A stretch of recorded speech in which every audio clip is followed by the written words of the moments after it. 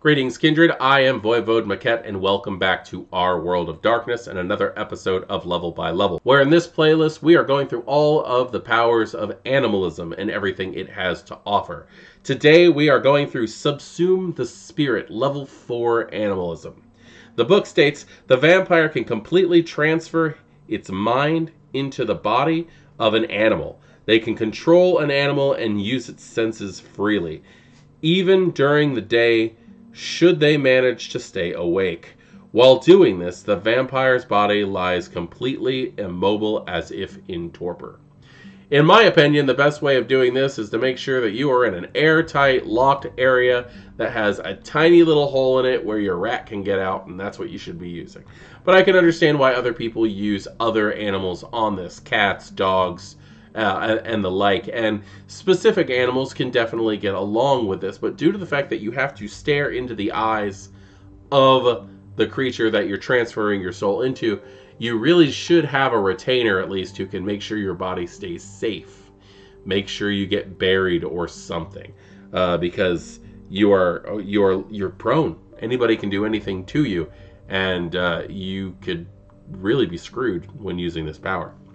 The cost is 1 rouse check, free if on your Familius. Yet another benefit to having a Famulus, because depending on what you have, being able to transfer yourself over to them without a cost could be the matter of life and death, depending on what you're trying to do.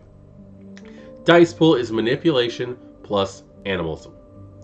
The system states, make a manipulation plus animalism test difficulty of 4. On a win, the vampire can inhabit the animal's body for 1 scene. On a critical win, the vampire can inhabit the animal indefinitely. Extending this possession into the daylight hours requires the vampire to stay awake. Seeing the sun requires a test of fear frenzy, though the sunlight does not damage the animal being ridden. The user remains oblivious to their original body, but harm to it pulls them out of the trance and releases the animal. Death of the possessed animal also ends the trance, and the vampire takes a point of aggravated damage from the shock. I do like the fact that that is put in there, that if anything happens to the animal that you're in, you get whiplash back to your original body and you take an aggravated damage. I do believe in the older systems, and I could be wrong on this one, I'm going off memory here, I'm not checking anything, but I do believe that in the older systems, if you were in your animal and it died, it's like, say you were crossing the street as a cat and you got hit by a bus or something like that, you actually entered torpor, because you experienced the physical death while you were inside that body. So I do like the fact that it has changed to aggravated damage from the shock, instead of forcing you into torpor like I believe it used to. The duration is a scene, or indefinitely. See above. Now, I think it's interesting that it is pointing out that it's indefinite on a critical win, because it also says that if you fall into torpor, day sleep, you also get whiplashed out. So I'm interested in knowing what storytellers are doing on their end. If they get a critical win, are they in there for good? Can they sleep as that animal and not get whiplash back? How exactly would you handle that thing? I am personally on the fence about this. I don't exactly know what I would do. I think that I would end up throwing them a test to see if they can handle staying in the body again, and if they can, give them that day. But after that, I might again continue trying to throw tests with them during the daylight hours to see if they get whiplash back, maybe every dawn or something like that. That would be very interesting. I'm very interested to know what you guys are doing on that.